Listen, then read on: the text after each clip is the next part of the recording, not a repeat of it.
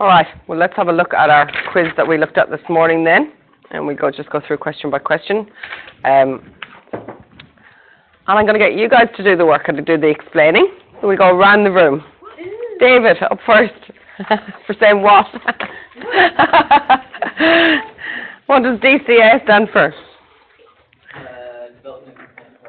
Development Consent Authority. Did everybody have that? Yeah. Any confusion? Now is the time to ask these questions, guys. Don't be embarrassed. It's not a test. It's just to see where we're at with the knowledge, okay? All righty. Sharon, the next one. Name 3 documents associated with planning governance in the NT.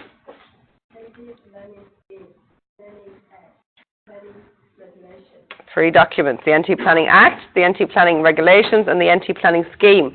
If you want any further information on that, you do have this set of notes. It was given out on the first day that shows those different, and of course there's lots of information on the website about how that different framework structure of governance. Do you know what I mean by governance? How the law is applied. The governing documents, that remembering planning is very legal. Okay? We have to do it. Question 3, Andy.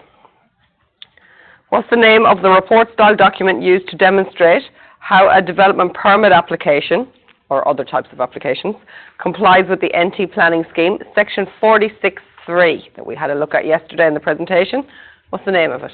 You don't know this one? Okay. So on your list of documents that you need to apply for a planning application. Can anyone read that list out to me? Despina, do you have the list of documents you need? Yep. Checklist of documents you need to apply for a planning application. Letter of consent, statement of effect, documentation, and application form. Okay, so we've got the application form. We all know what that is? Yep. We've got, no, that's not what this question's all about. We know, sorry, what was the other one? The application form, dimension plans, we know what they are. That's the drawings that we're going to produce.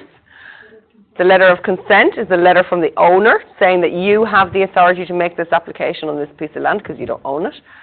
4th document on this list is statement of effect. What is a statement of effect? Feben, can you tell me what a statement of effect is? That means the clauses of the NT planning scheme. Which on single dwelling house, that is 6.1.1 and 7.1 and 7.3. So it's not necessarily always for that type of applications, but it is a report document that responds to the clauses of the NT planning scheme. It could be for any, might be for single dwelling, could be for any type of application, but the statement of effect is a report style, a words. We have to write the report. It's words. Andy, it's words that explain how we are complying with the clauses of the planning scheme. Okay? So what's it called, Andy? Statement of effect. Okay, anyone, any further questions on that? On what a statement of effect is? We're going to be starting to write one very soon. So this is very minimal information. All this is the name of the document. By the end of this unit, you're going to actually know how to produce one. So that's much more difficult than just knowing the name of it. So we're only on step 1 here. Okay? Nicole, what does DP stand for? If I said to you, Nicole, in our office this morning, we're going to apply for a DP. Sorry? A development permit. Yes, it does. And I just put that question in there because in the industry, people call it a DP for short. When you go into an office and they're going to say, we need to apply for a DP, you know, I don't want you standing there looking glazed over, looking like you have no idea what they're talking about. It's a development permit. It's the most common one. Funnily enough, for a variation permit or an exceptional development permit, although I did see them yesterday refer to an exceptional development permit as an EDP. Yeah? First time I'd ever heard that myself. So EDP, Exceptional Development Permit. People don't really refer to a variation permit as a VP. I've never really heard that either. But the DP, everybody talks about, okay? So just know that that's what it is. Okay. Sahar, 3 types of planning applications and their purpose. Say it out loud because everybody has to hear you.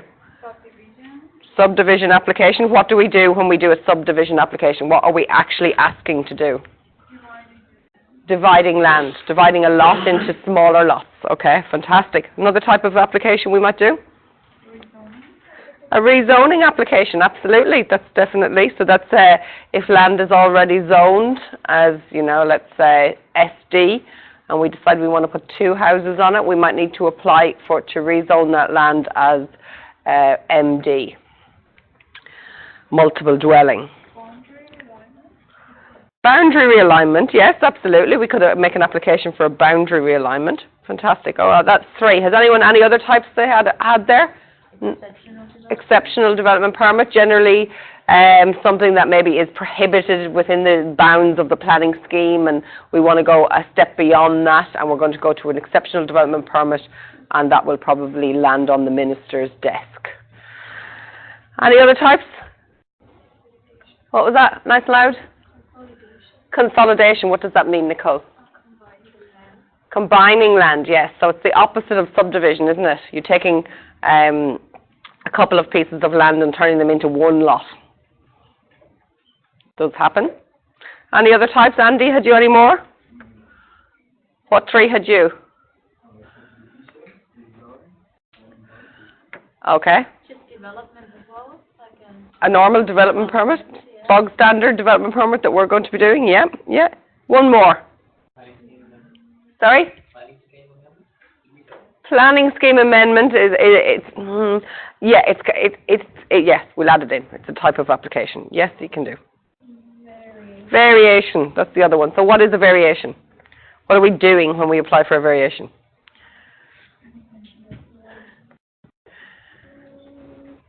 Anyone help her? What are we doing when we apply for a variation? Fabian, do you know?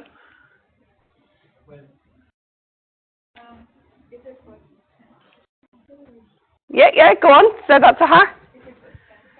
There's a 5% and a 10% in there. I'll explain that to you in a minute, but you're on the right track. Sorry? Yeah, unless that's 10%, you don't need that. No, that's not quite right. It's 5%. 5% variation. But just describe the situation. If you're in an office, when might you apply for a variation application? You want to change something. What has happened before? They said about like commercial. Yeah, absolutely. So what has happened? Describe the situation to me in the office. What's happened with this project that we're applying for a variation? But they want to like add something. To what? To the building, yeah. But what does the building already have in terms of planning? A permit, a development permit. So to apply for a variation to a development permit, you must already have a development permit, okay? So that's what I mean, what happened before. So originally there was an application for a development permit. Something has happened in the project to remembering the 5% rule. So it's 10% of the fees and 5% of the building variation. So if the building has only varied by 5%, which is quantifiable by a car parking calculation or a setback or a floor area change, sometimes it's not quite that easy to quantify. But if you've got a slight variation that's happened maybe perhaps during working drawing stage or during construction, then you might have to apply for a variation. Okay? Why would you apply for a variation? Like, you've already got your planning permit, you've already got your development, you've got a set of drawings with a development permit. You have to get it certified and get a...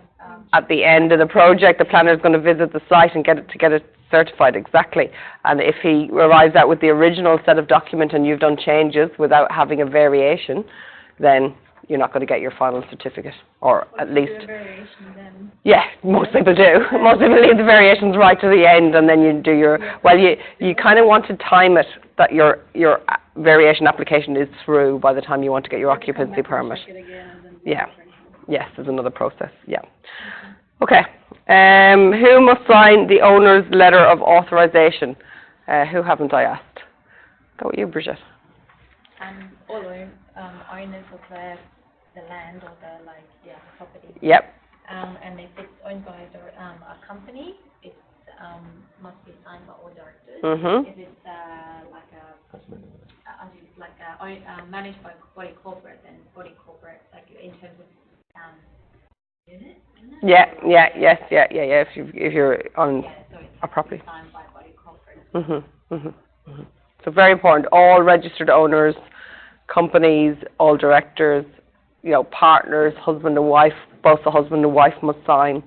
You can't apply for a planning application unless you have the consent of everybody who owns or has a vested interest, like a body corporate, in that property. Okay, next one. Sharon, in what document would you find information on the planning clauses for development permit application? Where would I go to find the clauses? The NT planning scheme, absolutely. This is the document that we do most of our technical work with, okay? The Act and the regulations, we need to be aware of them. They're the actual law. We don't refer to them a whole lot. The NT planning scheme is the document we will be continuously working with in this process. What document would I find the zoning tables, Fevin? NT planning scheme. In the NT planning scheme as well, okay. No, it's there. I think The zoning tables are definitely in the planning scheme, yeah. Yeah, show them to you. oh, tables. The sorry. tables, I was yeah. thinking that.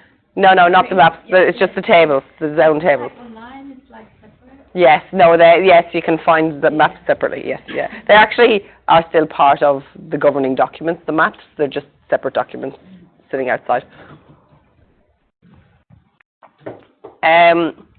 So if I'm in an office and, the boss says to me, we need to apply for planning for this project, what's one of the first things I do? How do I identify what zone that parcel of land is in? NR maps. Yeah, easiest way. You can go to the zoning maps, but then you have to actually physically look for the site. Where I find NR maps, I just punch in my lot number.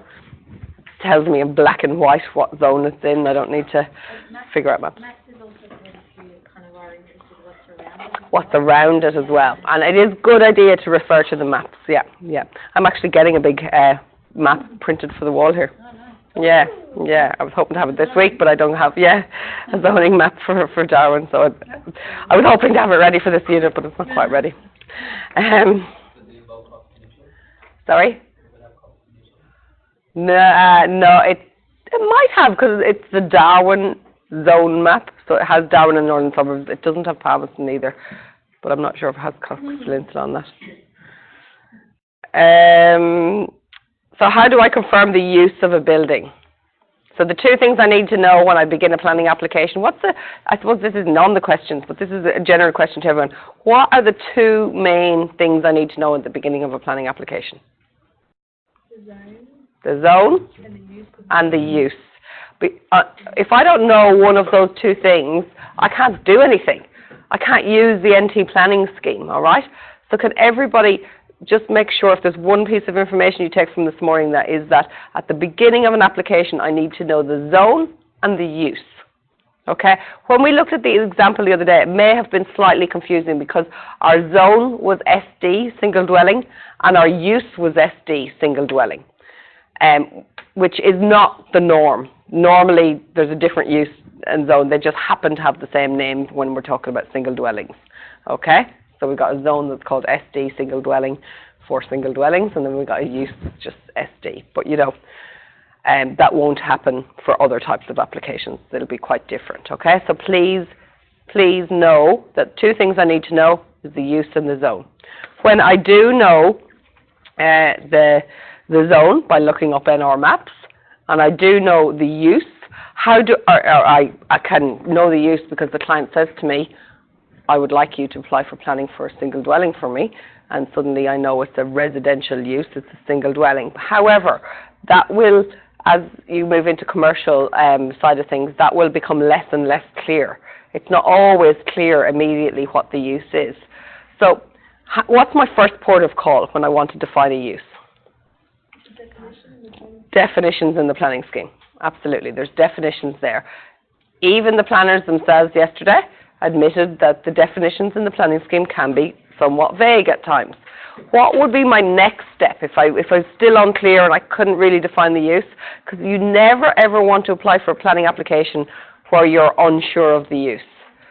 Okay, that's a waste of everybody's time. Don't do that. So where would I go next? Ask the client. Well, obviously in the brief, I'll have asked the client what the use is, and yep. But if I'm unsure if there's like almost like two different definitions that might suit, I will clarify that. Yeah. What is more suitable. Mhm. And who else might you talk to when you've got all that information from the client? Planning, pre-planning meeting. Yep. For absolutely, if there's ever anything that's not clear to you in the beginning of an application, you consult with the planners on that in a pre-planning meeting. The other place you could go to define the use of a building, it's not necessarily really associated with planning, but if I was really unsure at this point in time, I would be starting to talk to the building certifier. Now, certifiers look after NCC regulations. They don't look after planning regulations, and they're not planners. But if you talk to the building certifier, they will define a use for that building for NCC compliance, and generally speaking, the planners and you and the client will take on board that use in terms of planning as well. So a couple of ways that we can negotiate what the use is, because what you don't want to do is define a use and then get to working drawing stage and start working with your certifier, and then he says, this building doesn't fall under that use for me, and now you're trying to deal with one thing for planning and one thing for NCC compliance. You don't want to have to do that. We want to define a use as early in the project as possible, okay? And it's clear to everyone and agreed by everyone. So DAS, D-A-S, what does that stand for, Andy? And who are they when they're at home? Or where do they live? You don't know? Do you know where they live? No? You were there yesterday, you went to visit their house. They live at Energy House in Cavanagh Street, where we went yesterday. And I don't know how many of you went to use the toilets, but if you looked in that other door with all the desks and all that, that's who Development Assessment Services are. They are the technical people who assess the application, okay? So they're going to take your application in. We're going to look at a workflow in a minute. They're going to take your application in, and they're going to go through your application, and they're going to write their own report, a bit like your statement of effect. They're going to write a technical report based on your application. Well, actually, the first thing they're going to do is go through a checklist like the one you have and say, have they given me an application form? Have they given me a statement of effect? Have they given me drawings? Are the drawings up to standard? Do I have all the information on there that I need? You know, have they got the owner's consent? If they don't tick those boxes, they don't even accept the application in the first place. Then if they've ticked all those boxes and they've accepted the application, they're going to write a technical report based on the information that you have given them. They can only use the information you've given them, okay? The other things they're going to do is they're going to write out if it's so they're going to decide, remember yesterday they said there was a decision to be made there. Does this need to go to the Development Consent Authority? Okay, so there's two people. There's DAS, Development Assessment Services, people doing the assessment, and they're going to decide, do I refer this application to the Development Consent Authority? The Development Consent Authority we're going to visit Friday a week. They are the people who host public meetings, and they're the people who make decisions on applications, okay? Development Assessment Services do not make decisions, they make recommendations. So in that technical report that they build based on your application, they recommend to Development Consent Authority whether or not it should be, consent should be given or not. Okay? So you do want to please Development Assessment Services, even though they're not the decision makers, but you would like their report to be favourable in support of your application when it goes to the meeting, okay? Because they do look at your plans and they look at your application, but actually they read the technical report from Development Assessment Services first and foremost. And then pretty much, it's rare for Development Assessment Services to say recommend that an application be given consent, and then for development, I'm getting them mixed up now. Where am I going with this? The Development Consent Authority to reject it. They generally work together. They support each other, the two parties. They can, but they generally work together. So it's all part of one process. So that's who Development Assessment Services are. They are town planners. Development Assessment Services are generally technical officers and town planners. I always see them as they are the professional people who do technical, they understand the scheme, they're the people who give me advice. They're great people to get to know and have some contacts in there. They're really helpful when you're preparing applications. Development Consent Authority, they are decision makers and you're not allowed to contact them. They're not allowed to give you advice. They are the committee that makes the decision, and you just present to them in a very official capacity. You'll see what will happen at the meetings when we go there. You're invited to speak. You don't just speak, and you don't ask them questions, and you don't ask for advice. You just speak and present, and they say thank you very much, and then you leave the room and they make the decision. Okay. And then what does your advertisement fees, or your fees for advertisement, what do they cover? What do we need to do in terms of advertisement? Newspaper ads and pink signage. Yeah. Yeah, so you can pick up the pink signs for, I'll say for free, so we don't pay anything when we go to pick them up, but there is a fee for advertising that covers the cost of that. You do. No, not at all. No. No, they're usually written all over, so they can't really be reused. I don't know. No, I've never seen them be reused. Yeah, no. They have to be waterproof, I suppose. They have to be, like it would be good if you could just put something over the top of it and reuse it again, but I know just the person to suggest that to, and she'll probably get it actioned. She's one of the Darwin City Council members who's always on about recycling. Okay. So, any questions before we move on? Is everybody comfortable with that level of information that they've had over the last few days? What about your checklist? Does everybody now have a digital checklist with proper columns in it and check boxes? And you know and understand that you're going to use these checklists from here on in. You know, they're digital, you can print as many copies as you want, but you're going to use a checklist for every single application. So you're going to be using these checklists for AT1, and then you're going to print them again and use them for AT2, and again for AT3. Okay? Righto.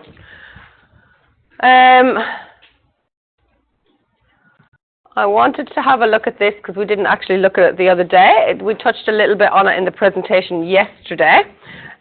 But let's look at the process that happens once the development application is lodged. So up until now we've looked at how we might prepare the application, but I want to look at the workflow of how the application is lodged. So development application, as we know, we need to lodge it online. And that's at the Development One-Stop Shop, a website that you should be reasonably familiar with. And I showed it to you the other day in terms of, I need to go back here.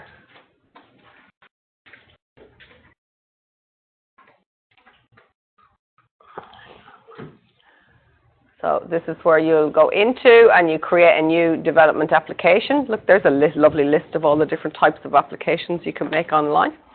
And when we're looking at different types of applications. But and this is where you go in and you create. And so really all that is doing online is the application form. On your desk, you should see a paper copy of the application form, okay? Which is the same information as you would have to put in online if you're doing your actual real application, but we're just going to use the paper forms. Now, I just want you all to be clear. Paper forms are no longer used in the Northern Territory. We are using them here because for the purposes of your assessment, okay? That I know that you know how to fill out all this online information, okay? So, when we use development assessments online, that covers the application form side of things. Just going to go back to the workflow and go through that first. So we lodge your application. What happens next? Notification of application. So who gets notified that this application has been made? Well, the public do. How do the public get notified? Newspaper and pink sign. Okay. The council, local authority, service authorities, how do they get notified? Sorry? talked about it yesterday. So we don't notify them as the client or as the client's representative. We don't notify them, but the Development Assessment Services send out a notification to Power Water, Darwin City Council, maybe to Heritage, maybe to the Department of the Environment, to a long list of authorities, shall we call them, right? And they ask for them to comment on the application. You mean them? Yeah, it's an internal government system, and they send it through that. Yeah. So when you're in your development one-stop shop, when you're back here, in here, and it's very difficult because I can't really show it to you because it's within the application itself. But when you're in here, you will start to get lots of notifications in here. So the notifications will come through. You can log in at any point in the process and see this, and it'll say, oh, your application has been sent to Power Water, your application has been sent to, for instance, if it was in Zuccoli, it would be Palmerston City Council. So we're just notifying all these authorities that, and asking them to comment on the application. Have they any comments to make? Because different authorities will have different takes on the application. For instance, the Environmental Protection Agency, they're only going to want to comment if you're like, within 100 metres of a wetland area, and you're, for instance, if you're out in the rural area and you're building next door to, let's say, Corroboree, Billabong, and it's a beautiful, pristine area, and you want to put in your sewage treatment plant right beside it, they might have something to say about that, and they'll certainly want to look at the design of that. I've had applications for cafes in urban areas where it's gone to the Department of Health, and then they want to come back, they want to know level of detail, like where am I putting my grease traps, because obviously, cafes and kitchens tend to have a lot of oils and waste that they don't want to see going down the drains and blocking up all the drains in that area, so they want to know what systems I'm going to put in my fit out. And they also want to know that I'm meeting health and safety requirements for kitchens in general. What are the surfaces? Am I going to tile? What sort of internal finishes?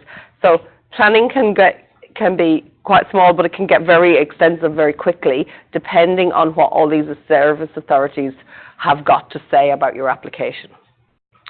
In terms of residential, and we'll just think about AT1 first of all, the service authorities that application normally gets sent to are the City Council. Any ideas why they will get sent to the City Council? What might they have to say about it? What kind of things do City Councils look after? Say it out louder. Yeah, but like if it's Zuccoli, and we're thinking about the site in Zuccoli, and we send the application for a house in Zuccoli to Palmerston City Council, what might they think about? What do councils do? Nature strip. Yep, they look after nature strips. Like they have to obviously you do consult with council about driveway. Crossover, absolutely. They will want to see on your drawings, where is this crossover? Does it meet the council's requirements for what a crossover should be? Is it too wide? Is it too narrow? Does the crossover come out right where the council have got one of their lampposts, or a signpost? They want to see that. That's exactly what they're going to look at the site plan to know. I remember when we were doing site surveying and we said it's important to always look at the roadway and know if there's other driveways or lampposts or anything interfering about where your proposal is going to be. So this is when you need to nail that. You need to get that right on your site plan. You need to go to a site and have a look and make sure your crossover is right. Go on the Palmerston City Council website, look at their regulations for crossovers. How wide do they have to be? Make sure that's what's on your site plan, okay? So, yes, definitely. Councils also look at refuge collection. So, not so much for houses, because we all drag our wheelie bins out to the curb, and it's a pretty standard procedure. But, when you're thinking about industrial kitchens, cafes, shops, they want to know how their truck can get in around the back and pick up your bins and all of that sort of thing. So loading areas and access become a little bit of a concern to councils. And I've certainly seen them comment on access for bin trucks and things like that before. So that's under their jurisdiction as well. But in the most part for residential, it's all about the crossovers. The other thing most councils will require is a stormwater plan. We did mention this briefly in the session yesterday. So councils are also responsible for the infrastructure that collects stormwater on our streets. So, you know, the side entry pits on the curb, underneath the curb. You've got these big slits in Darwin because we have huge rainfall, and we want all the rain to go in there and go underneath the stormwater. So in terms of the site, what do councils want from the site in terms of stormwater? Adequate drainage. Yes, surface drainage, so it can go, we don't need any pipe work at this point. We just need to know that the stormwater can flow from the back of your site to the street without crossing anybody else's land, without crossing your neighbour's land, okay? So that's fine, and most of our new suburbs, thankfully, they design them so there's a fall towards the street. In the older suburbs, that wasn't the case, and a lot of people had lots that maybe sloped towards the back of the site, and so their stormwater is running across their neighbour's site to get to a road. So we try and avoid that in new development in Darwin. So a stormwater plan is simply a site plan with arrows on it showing how the fall of the land is. We don't need to provide site plans with contours on it, although I'd say in the future that's coming. But for now, we don't need to do a survey of that level for most sites. We just need to indicate that we do have the fall towards the road with a series of arrows. Okay? So of course you need to have been to site and done an assessment, or had a surveyor go to site and provide you with some contours to know that that's the case. You can't just draw it. You need to know it, okay? It has to be real. It's not just a drawing. So stormwater plan is often a concern of council as well. So they don't want the neighbours all ringing them, complaining that your stormwater is inundating their site later on. Go back to my flow chart now. So where have we got to? So we've got the notification of applications. So this is all in the first week of the application. Yep. If the authority will message all of the different authorities, they will message our application or the combined. So that all of the responses from the other authorities go back through Development Assessment Services, go back through this process. And you'll see them in the online, in the Development One Stop Shop. As they come in, they're there for you to read. We can also read the commands from the different authorities. Yes, the responses, yep, absolutely, yep. You'll see their requests. Now, you generally don't bother actioning any of them until you get some feedback directly from Development Assessment Services, but you can read the letters as they come in. You can read what they sent out, and you can read what they've sent back. Yeah. And so generally speaking, for housing, I'm almost 100% sure that Palmerston City Council are going to ask for a stormwater management plan. So if the letter comes back and that's all they asked for, I'm quite happy. So do you remember yesterday I asked the lady presenting, I said, why don't you, on the list of documents you want in the documentation set, they just require a site plan, but why don't you ask for a stormwater management plan at that point in time? And her answer was interesting in the fact that she said, well, we know we're going to need it at some point, but a lot of times we just want to provide the minimal documentation to apply for planning, and then if the planning application is successful, one of the conditions on the permit will be to provide the stormwater management plan. So you can't build without it, but you can get your development permit without actually producing it. Okay? So that's to minimize the amount of documentation you need to do before application. And that's because some applications are not successful. We don't want to cost the client lots and lots of money just making the application until we know it's a runner. It's going to have legs. Sorry? I can't remember the woman's name who started. Dell? You're saying there's only one person that looks after proposals in a certain area? No. Penalties if when something wrong. Yeah. That's still pretty shorthand. It is, but actually I'll show you something that I thought was a bit light on now in a minute. Anyway, and then of course the neighbours need to know. Okay, so we've had a discussion about neighbours already. How do neighbours find out about your proposal? From you. Hopefully from you, before the pink sign ever comes up. From your client and from you. Best policy. Always best policy. However, that's not always the case, so the neighbours often find out from a pink sign or from the advertisement in the newspaper, okay? The neighbours are not contacted directly by the Development Assessment Services, because that would just lead to all sorts of why did you get a letter and I didn't get a letter kind of things from, how many neighbours are you going to contact? 4, 3, 10, 200? Who knows how long is that piece of string, So how many people have a vested interest? It could be anyone in the that's adjoining the site. It could be anyone on the street. It could be anyone in the whole suburb. So they don't contact neighbours. The neighbours find out from the advertising, but I firmly suggest that you contact immediate neighbours before any application goes in, and just have a cup of tea with them, show them the design, tell them it's going to be all right, and reassure them, and hopefully then that they don't object. Okay. So it's a little note here. It says the extent of notification required will depend on the type and location of the development, and that's very true. Different developments so it's up to Development Assessment Services to decide who they notify. It's not up to you. And so you just, once you've lodged the application, it's been accepted, and they send out all the notifications, then you can log in and see who they've contacted. Yeah. Okay, so then the next step of the flowchart is the public submissions and Service Authority comments are received. So this is after the period of when public comments is open. That's a 2-week period. Can everybody write that down? Public comments, 2 weeks period. We're going to talk about timelines here a little bit.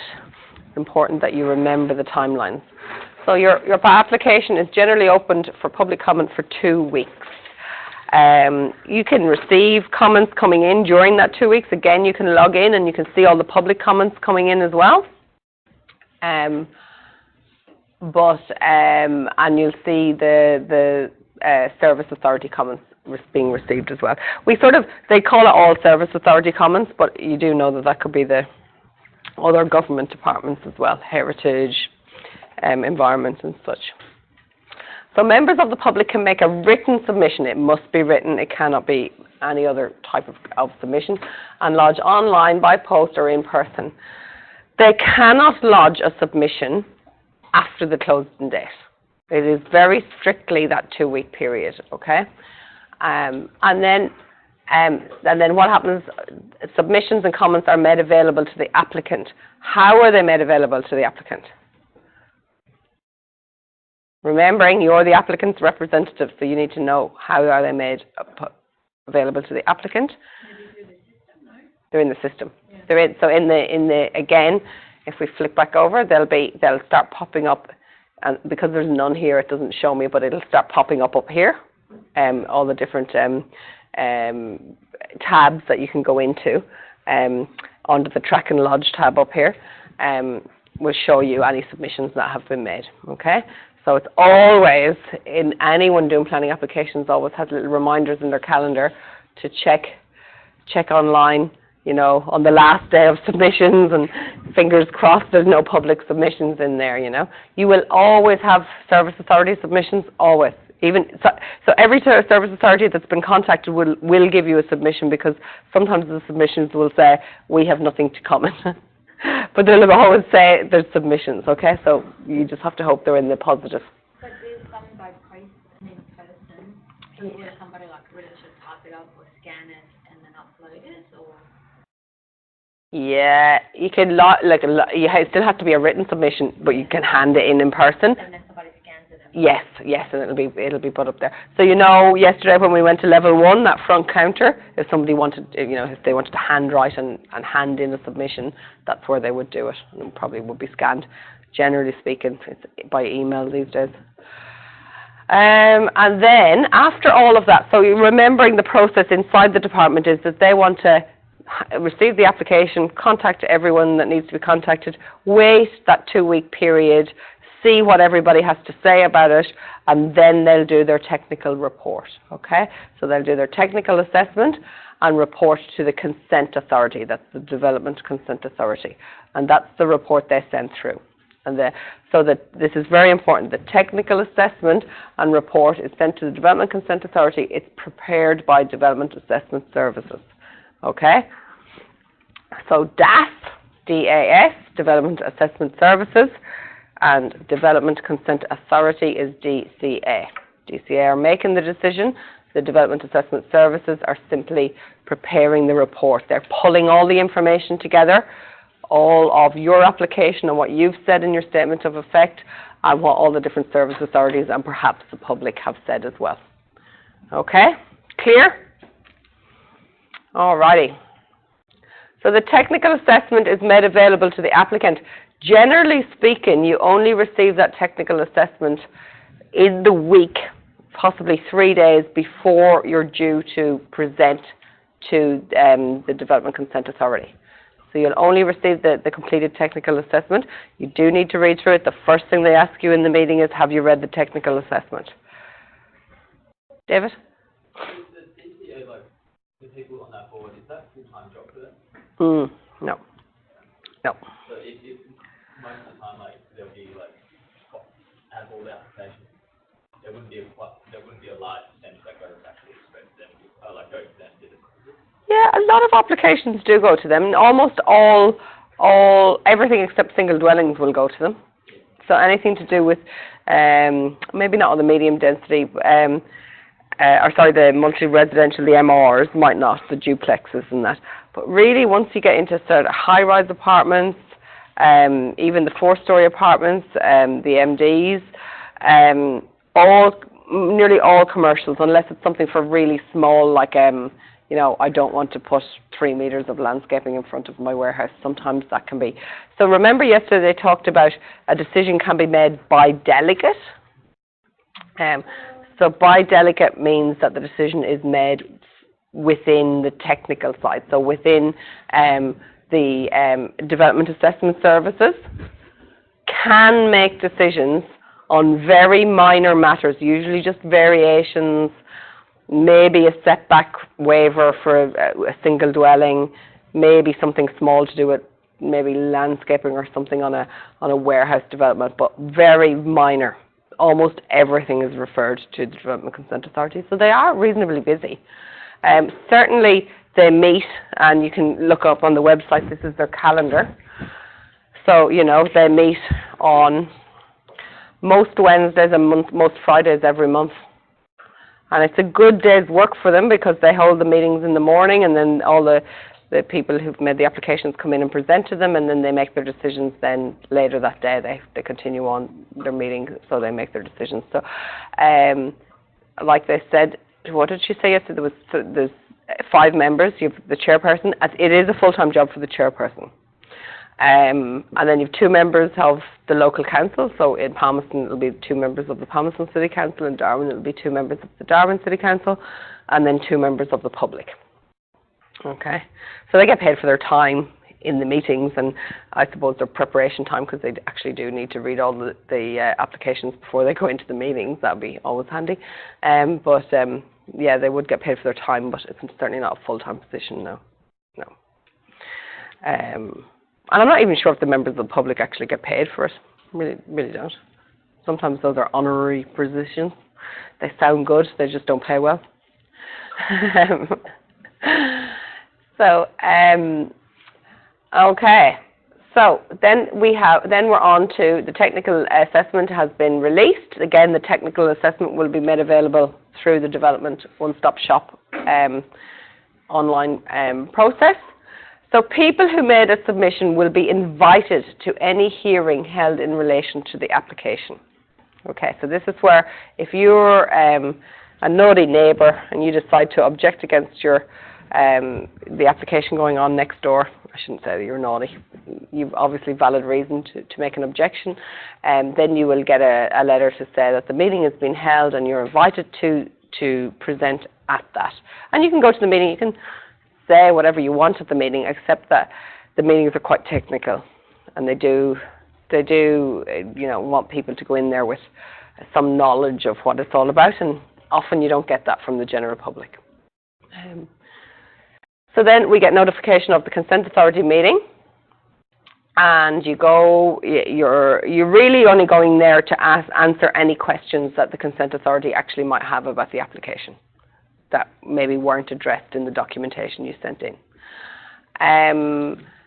So So they then make a decision, as I said, the afternoon after the meeting, and they have a couple of options there. They give planning consent to the application. They alter and consent the application. So this is often the case. If there is something controversial in there, they might ask you to, it's referred to as a deferral as well. They might say to you, can you go away and change the plans if you and your client are willing to add an extra car park, or you know, extend your crossover, or on housing it's very rare for them to do this, but on commercial it's quite common that they have some comment to make, and what they want you to do is go away, alter your plans, resubmit them, and then they'll stamp them with their request being adhered to in there. So that's the alter and consent to the application, or they can simply refuse the application. Okay, so thankfully I haven't had any refusals here in Darwin. I've had a few where I've had to alter and send again, but I did have that one that went to then, did get consent, but it was appealed and it went to the court system, the two tribunals to be heard, and the judge ruled against it. So that was the one that got away. That was the wellness centre on Freshwater Road. And so that's the process. So yesterday there was a bit of a mention of the time it takes for this process. Do you remember that conversation? So we usually, the general rule is we talk about it as being an 8-week process. Okay? So there's, generally speaking, if I start putting some figures against this, by the time you're ready to lodge, this is not part of I have to draft this and write a statement of effect, because, you know, however long that's going to take you to do. This is from the date of lodgement. So when all of that documentation is ready to go and you're actually got a date of lodgement, then we generally talk about it being an 8-week process. It generally takes a week for you to get your application accepted and fees paid and then the advertising notice comes out to you. You've got to get your pink signs up on site. You've got to, the DAS look after putting the ad in the paper. So all of that work has to happen. That's usually then a week after that. You have that period of 2 weeks for public consultation. Nothing really happens during that period. It just is open to everyone to have a look at the application. And then you get your submissions from the different authorities. And so when all that comes back in, then of course DAS have to have time for the technical report. That technical report will then be scheduled for the next meeting. The Darwin meetings run every 2 weeks.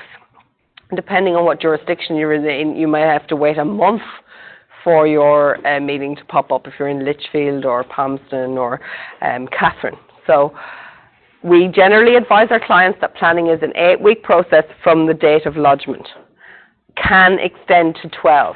I like to say 8 to 12-week process because I don't like clients ringing me up at exactly 8 weeks going, where's my planning application? And then I have to say, well, the meeting isn't scheduled for another 3 weeks, and you know, it's not even going to be heard until then. So I generally look at this calendar. It's always available on the website, the calendar of all the meetings. So before I advise the client of when their planning will be due, I tend to do a quick calculation of, you know, allowing 6 weeks and then saying, oh yes, it'll be scheduled for that meeting. You can ring the planners as well, ring their number, say to them, if I lodge today or if I lodge in 2 weeks' time, which meeting do you think it'll be heard of? Because it depends how many applications they have as well. So it's not always just easy. At the moment, there's hardly any applications in, so it's quite quick. But in the boom times, we were waiting quite a while to be on schedules for meetings. So you can ring them and ask them, or you can learn to use the calculator or the calendar yourself and be able to work out which meeting your application would be going to. So that's the workflow on the timeline of applications. Now, we kind of want to start getting ready now for assessment task 1. I feel like we've got to the stage where you know the framework, you know the documents, you know all of that. So I'd like to get stuck into assessment task 1. Okay. Before lunch then, let's just look at filling out our application forms, which I gave you all a copy of this morning. So really we're using our checklist and looking at the documents we need to prepare, and number 1 is the application. On your student assessment guide, you have information about the landowner.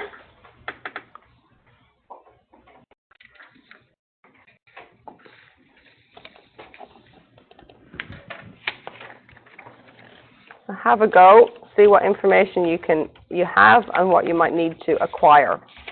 Now think about where you might get that information from.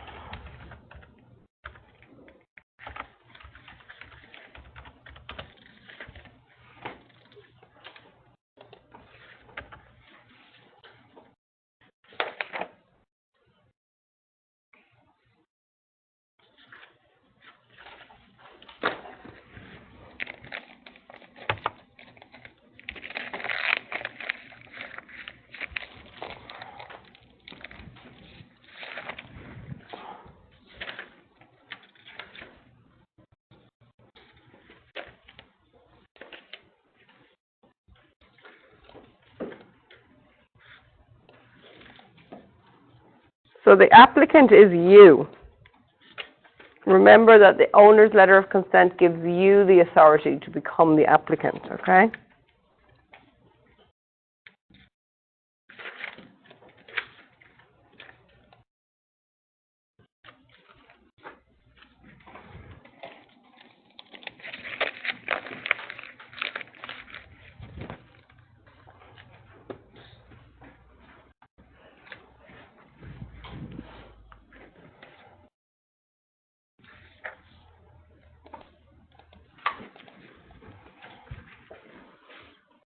I suggest you open your student assessment guides.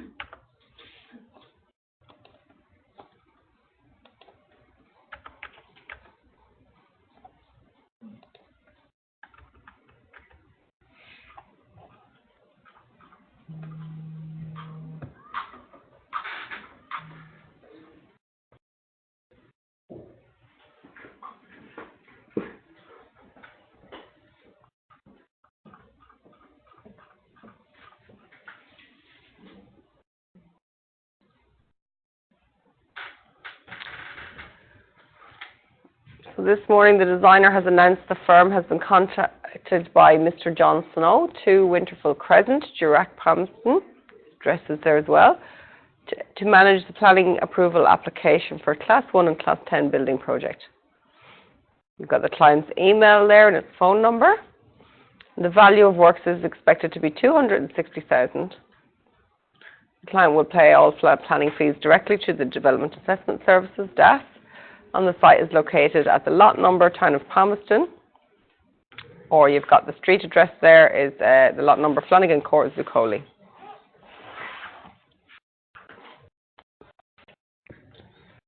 So let's look at filling out the application form first. Any questions? What is the LTO plan? The LTO plan is a number. I'm never very good at this. It's about it's like a numbering system in the plans themselves. I believe we can get it from NR Maps. Let's just look up the site on NR Maps and see what information we get. It's not on the map. No. Are you? Oh, no, yeah. I think it's in that information. I'm pretty sure I didn't search for this.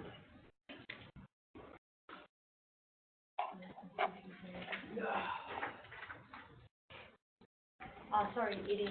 It wasn't. It didn't come up on dog policy. Yeah, no, it won't come up. It'll come up on NR Maps.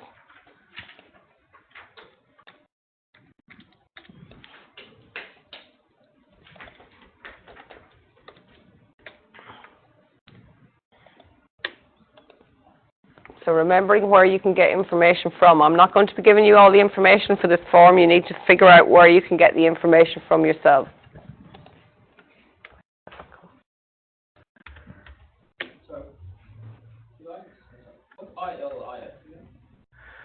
ILIS, NR Maps. Yeah, you did it. You missed something because I didn't tell you all the answers. You just need to look up yourself and see how much information you can find on that form.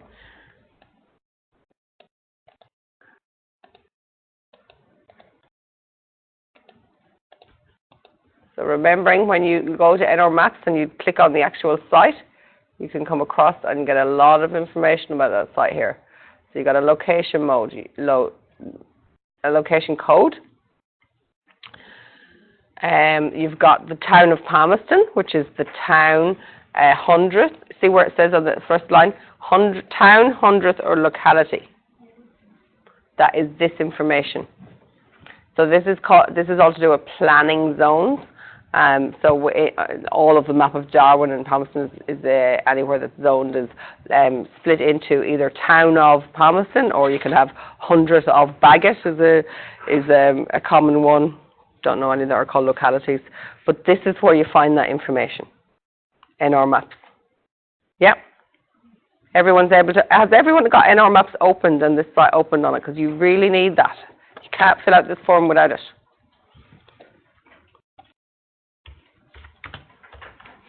So LTO location. So it already says in the very first line, location of proposed development, and it says town, 100th, locality. Okay? So you cross out 100 and the locality because you have found out the information that this is town of Palmerston. That is no. The parcel number, as you can see from the information in our maps, the parcel number is the same as the lot number, is 13223. Information you already had on your student assessment guide. Lot number. Okay?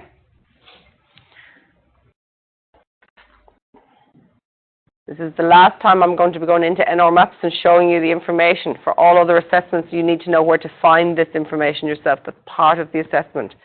Okay?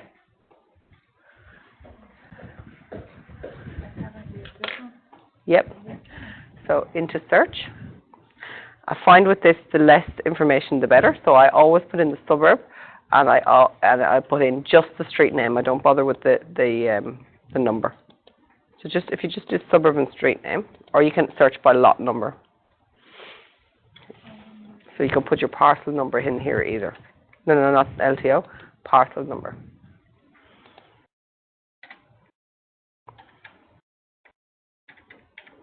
And then put in your suburb. Always put in the suburb. Just start typing it. If you start typing it, it's easier. No, it's Zuccoli. Zuccoli is the suburb. That's it. It pops up. See the way? You just click. And then just enter. Now, just always check that you're on the right street. And so you hit the little information up here. Yeah, click on the site information, and then it gives you that little window. Okay, so all of that information there is to do with this site.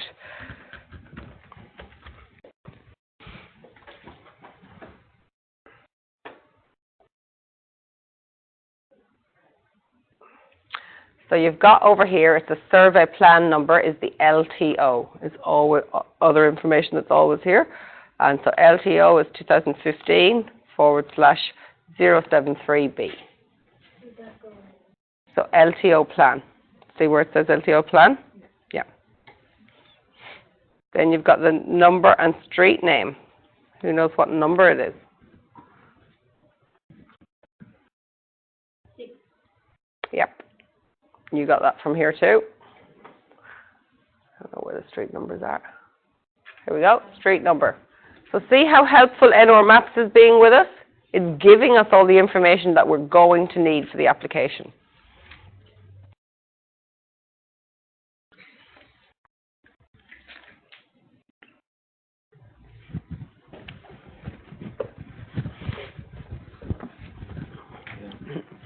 Yeah. The coding, lot number. No, this LTO is not the lot number. The parcel number is the same as the lot number. And then just hit enter.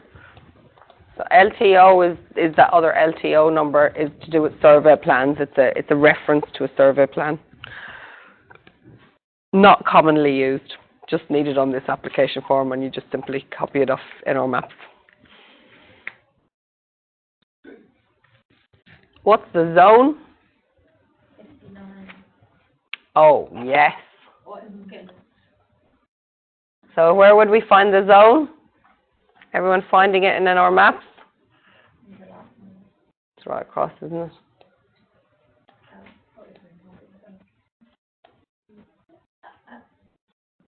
Yeah, town planning zone, SP9. See why I love NR Maps? Gives me all the answers to my questions.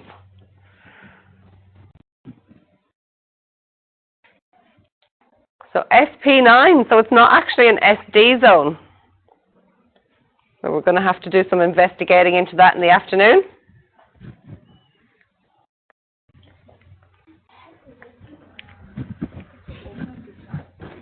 Yep. Open it. Yep. Yep. So it gives you the outline of your site, the square meterage, your lot number. It gives you, so you're able to take that information and draw it into AutoCAD or Revit then as well for your site outline. Yep. We've done that before, haven't we? Yeah. We would have done it in AutoCAD. Sorry? So that one, the ILS link, good question. I'll just answer that for everyone. So there is another, we've often used NR Maps to get just our survey plan link. Everyone knows what this does? Oh, great. Nothing for me today. Oh, it just worked on Sahara, so I don't know why it's doing that to me. So it just opens your boundary map. Yes, we've all done it before. You can do it yourselves. I don't know why it's not opening for me. So the one up here right at the front, the ILS link. So yesterday, ILS was mentioned. So often called NT, Spatial Maps and ILS. It's really just NR Maps. It's this. And remember I said to you there is a document available on NR Maps and on the ILS that's quite an extensive document, and it tells who the, I don't know why I'm getting that, who the owners are, how many times that parcel of land has been sold, what value of it has been sold. It's quite detailed. It's usually like a 10 or 12 page document on the history of that parcel of land.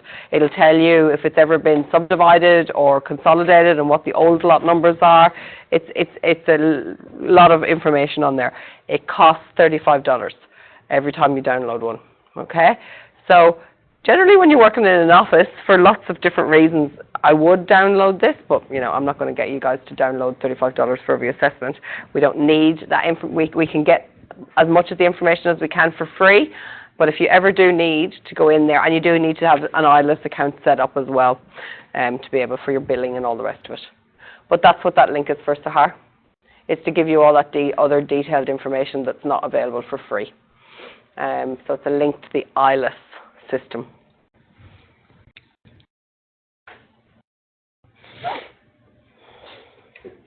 So you are going to be the applicant, and you're also going to be the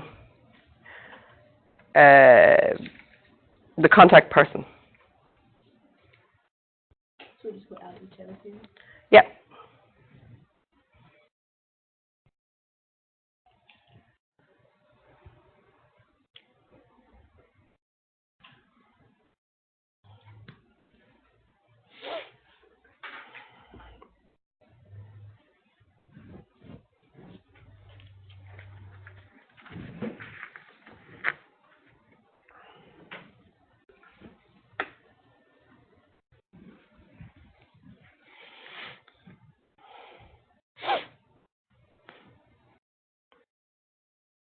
You just say the owner. Well, what are you going to have to get from the owner? Who's the applicant, David? Well, yeah, but we're going to get the owner's authority. Yeah. So you're going to write a letter. That has to be a separate letter. Remember, it's on your checklist as a separate letter. You have to write the letter. And you have to give me the letter, and I'm going to sign it as the owner.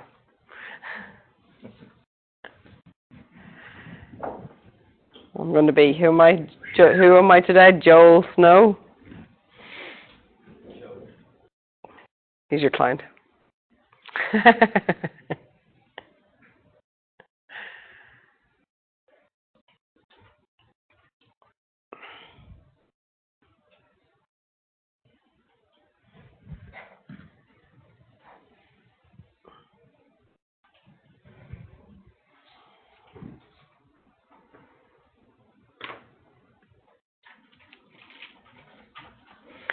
The existing land use, what might we describe the existing land use as in Zuccoli?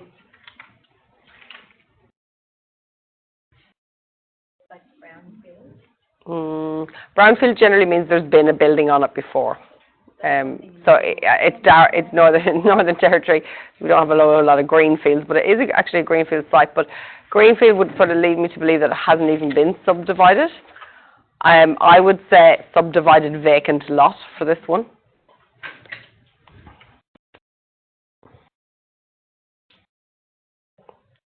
Because that's what it is. It's a lot that's been developed for the purposes of, a subdivision, and it's currently vacant.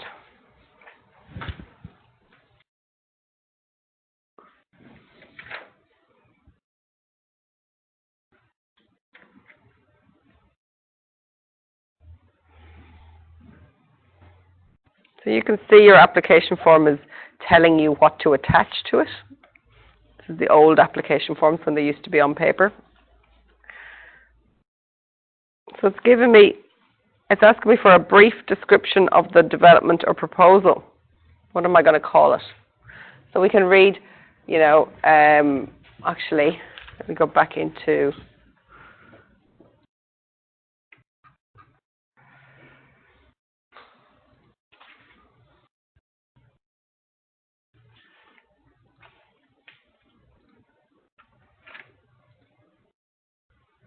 So these are the applications that I hope you all looked at yesterday evening. These are the applications that are current and open for public submission. Did you all have a chance to have a look at these? Yep. So this is one in Alice Springs. And so I'm just showing you this because I want to really look at the description of the proposals, because remembering the brief description of development or proposal that you write in here, remember that get your wording right, because it's going to appear here, it's going to appear on the signs, it's going to appear in the newspaper. Your words, that's where they're going to be, so be careful what you write. So description of proposals: veranda, bathroom, bedroom and family room additions to an existing single dwelling with reduced building setbacks to secondary street boundary. Very descriptive, I have to say. I'd love to know how he fitted all that on the sign, love to see a picture of this pink sign, that is what he wrote in that box on the application form, okay? Actually, I'm really surprised at this, because I actually think there's a letter count on the online one. And I don't think it lets you write this much, because I'm quite a wordy person and I quite like to write lots of things, and then I go, oh, I've run out of letters. Anyway, let's look at the next one.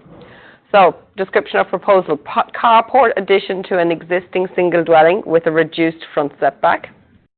Okay? 3-bedroom multiple dwellings in a single-story building. 2 by 3 bedroom multiple dwellings. Okay, so that's obviously a multiple dwelling application. Catherine, we've got a general industry one, part change of use. So if it's change of use, you do need to use those words. From warehouse to showroom sales within a defined flood area. So it's really hitting on the main aspects of the proposal. Okay, so actually, I think what we might do here is not write that just yet until we have a look at what our proposal is a little bit further, okay? But I'd like you just to have a think about that, and just to really sort of reiterate how important that phrase is going to be. You're going to see it pop up loads of times. Definitely don't put a spelling mistake in it. Make sure you use spell check. Okay, and then variations sought. So variations sought are really referring to, actually they're not on the online things, so we don't do them anymore. So it's really asking if you are not compliant, what is not compliant, okay? And then you need to attach your statement of effect, your dimension plans. The sixth part there on the back of that form is talking about subdivision and consolidation. If it is not applicable to you, then it's not applicable. But this is not a subdivision application, so that's just not applicable. And then you have the applicant to sign. Remembering, once you have the owner's authorization letter, you will be signing all forms. It's really good. If you put your client's name as the applicant, then every time anything has to be done with the department, the client has to be present. That is not what you want to do. You're managing it. The client's paying you to manage it. He doesn't want to have to show up to every single meeting. So you're the applicant, okay? Not the client. It's often confusing. All right, we're going to break for lunch. When you come back after lunch, I'd quite like you to start working on the owner's letter of authorization. Okay? So, all we need to say, and we talked about this yesterday morning in the presentation, all we need to say is that I, Joel Snow, so the client, whose information you have, and so when you're writing a legal entity letter like that, you're going to write his address as well. So, I, Joel Snow, of blah, blah, blah, Winterville Crescent, blah, blah, blah. Write the address all the way till you get to NT, please. Give authorization to, and you're going to put your name in as the applicant, okay? And you could make up a company name for yourself if you want, Febin of, Brilliant Designs, NT. To make application in regard to lot number, please put the lot number on it, okay? Because you can't just say, I give you authorization to make an application. Application for what? So be descriptive in your words. Have a draft. We'll have a look at them after lunch, okay?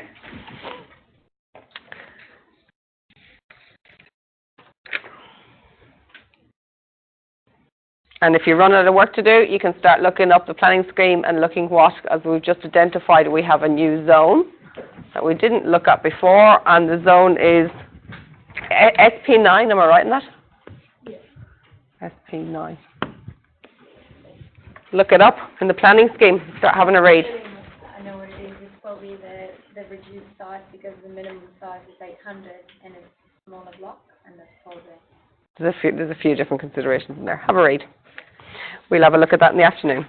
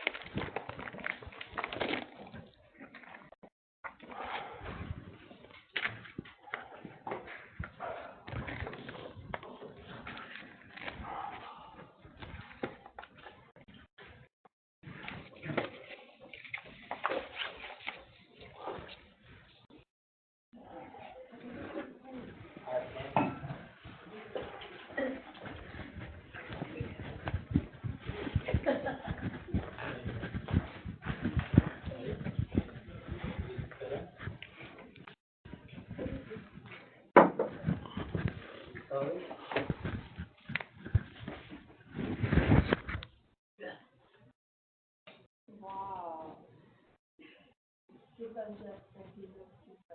I wore this to a wedding. My uncle's clothes. These ones. They don't feel comfortable with